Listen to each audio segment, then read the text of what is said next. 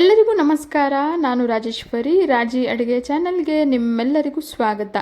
ಇವತ್ತಿನ ವಿಡಿಯೋಲಿ ತುಂಬಾ ಸಿಂಪಲ್ ಆಗಿ ಮೆಂತ್ಯ ಸೊಪ್ಪಿನ ಮೊಸರು ಒಗ್ಗರಣೆ ಹೇಗೆ ಮಾಡೋದು ಅಂತ ನೋಡೋಣ.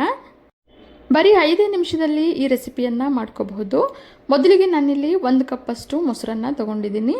ಈಗ ಮೊಸರಲ್ಲಿ ಚೂರು ಕೂಡ ಗಂಟುಗಳಿಲ್ಲದವರಾಗೆ ಚೆನ್ನಾಗಿ ಮಿಕ್ಸ್ ಮಾಡಿ ಇಟ್ಕೊಳ್ಳೋಣ. ಈಗ ಬಿಸಿಯಾಗಿರೋ ಕಡಾಯಿಗೆ 1 ಟೇಬಲ್ ಸ್ಪೂನಷ್ಟು ಎಣ್ಣೆನ ಸೇರಿಸ್ಕೊಳ್ತಾ ಇದ್ದೀನಿ. ಎಣ್ಣೆ ಬಿಸಿಯಾದ ನಂತರ 1/4 ಟೀ ಸ್ಪೂನಷ್ಟು ಸಾಸಿವೆ, 1/4 ಟೀ ಸ್ಪೂನಷ್ಟು ಜೀರಿಗೆನ ಸೇರಿಸ್ಕೊಳ್ತಾ ಇದ್ದೀನಿ. ನಂತರ 1 ಕೈ ಹಿಡಿಯಷ್ಟು ಮೆಂತ್ಯ ಸೊಪ್ಪನ್ನು ಸಣ್ಣಕ್ಕೆ ಹೆಚ್ಚಿ ಸೇರಿಸ್ಕೊಂಡಿದ್ದೀನಿ. ಈಗ ಮೆಂತ್ಯ ಸೊಪ್ಪನ್ನು ಮೀಡಿಯಂ ಫ್ಲೇಮಲ್ಲೇ 2 ನಿಮಿಷ ಫ್ರೈ ಮಾಡ್ಕೊಳ್ಳೋಣ.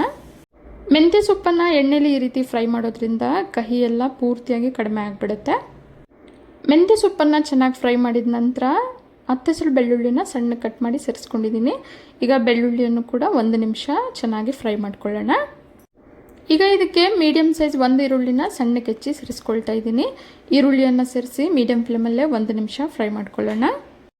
ಈರುಳ್ಳಿ ಫ್ರೈ ಆದ ನಂತರ ರುಚಿಗೆ ತಕ್ಕಷ್ಟು ಉಪ್ಪು, 1 ಟೀ ಸ್ಪೂನಷ್ಟು ಅಚ್ಚಕಾರದ ಪುಡಿಯನ್ನು ಸೇರಿಸ್ಕೊಳ್ತಾ ಇದ್ದೀನಿ.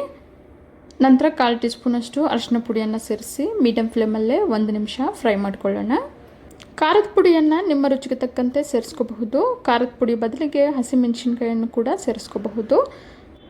ಈಗ ಗ್ಯಾಸ್ ಫ್ಲೇಮನ್ನು ಆಫ್ ಮಾಡಿ ಒಗ್ಗರಣೆ ಪೂರ್ತಿಯಾಗಿ ತಣ್ಣಗಾದ ನಂತರ ಮೊಸರನ್ನು ಸೇರಿಸ್ಕೊಳ್ತಾ ಇದ್ದೀನಿ. ಮೊಸರನ್ನು ಸೇರಿಸಿ ಚೆನ್ನಾಗಿ ಮಿಕ್ಸ್ ಮಾಡ್ಕೊಳ್ಳೋಣ. ಒಗ್ಗರಣೆ ಬಿಸಿ ಇದ್ದಾಗ ಯಾವುದೇ ಕಾರಣಕ್ಕೂ ಮೊಸರನ್ನು ಸೇರಿಸ್ಕೋಬಾರ್ದು. ಒಗ್ಗರಣೆ ಪೂರ್ತಿಯಾಗಿ ತಣ್ಣಗಾದ ನಂತರ ಮೊಸರನ್ನು ಸೇರಿಸಿ ಚೆನ್ನಾಗಿ ಮಿಕ್ಸ್ ಮಾಡ್ಕೋಬೇಕು. ತುಂಬಾ ಸುಲಭವಾಗಿ ಬರೀ 5 ನಿಮಿಷದಲ್ಲಿ ಈ ಮೆಂತ್ಯ ಸೊಪ್ಪಿನ ಮೊಸರು ಒಗ್ಗರಣೆ ಮಾಡ್ಕೋಬಹುದು.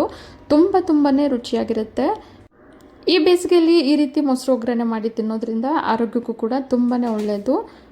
ಅದರಲ್ಲೂ ಮೆಂತ್ಯ ಸೊಪ್ಪನ್ನು ಬಳಸಿ ಒಗ್ಗರಣೆ ಮಾಡಿರೋದ್ರಿಂದ ರುಚಿ ಅಂತೂ ತುಂಬಾ ಚೆನ್ನಾಗಿರುತ್ತೆ. ನೀವು ಕೂಡ ಇದೇ ರೀತಿ ಒಮ್ಮೆ ಟ್ರೈ ಮಾಡಿ ನೋಡಿ. ಹಾಗೆ ನಿಮ್ಗೆ ಹೇಗೆ ಬಂತು ಅಂತ ಕಮೆಂಟ್ ಮುಖಾಂತರ ತಿಳಿಸಿ. ಇವತ್ತಿನ ಈ ಮೆಂತ್ಯ ಸೊಪ್ಪಿನ ಮೊಸರು ಒಗ್ಗರಣೆ ನಿಮಗೆಲ್ಲ ಇಷ್ಟ ಆಗಿದೆ ಅಂದ್ಕೊಂಡಿದ್ದೀನಿ. ಇಷ್ಟ ಆಗಿದ್ರೆ ಈಗಲೇ ಒಂದು ಲೈಕ್ ಮಾಡಿ, ಹಾಗೆ ನಿಮ್ಮ ಫ್ಯಾಮಿಲಿ ಆ್ಯಂಡ್ ಫ್ರೆಂಡ್ಸ್ ಜೊತೆ ಶೇರ್ ಮಾಡಿ. ಮತ್ತಷ್ಟು ಸುಲಭ ಹಾಗೂ ರುಚಿಯಾದ ರೆಸಿಪಿಗಳಿಗೋಸ್ಕರ ರಾಜಿ ಅಡುಗೆಯನ್ನು ಸಬ್ಸ್ಕ್ರೈಬ್ ಆಗೋದನ್ನು ಮರಿಬೇಡಿ. ಮತ್ತೊಂದು ರುಚಿಯಾದ ರೆಸಿಪಿಯೊಂದಿಗೆ ಮುಂದಿನ ವಿಡಿಯೋದಲ್ಲಿ ಸಿಗೋಣ. ಧನ್ಯವಾದಗಳು.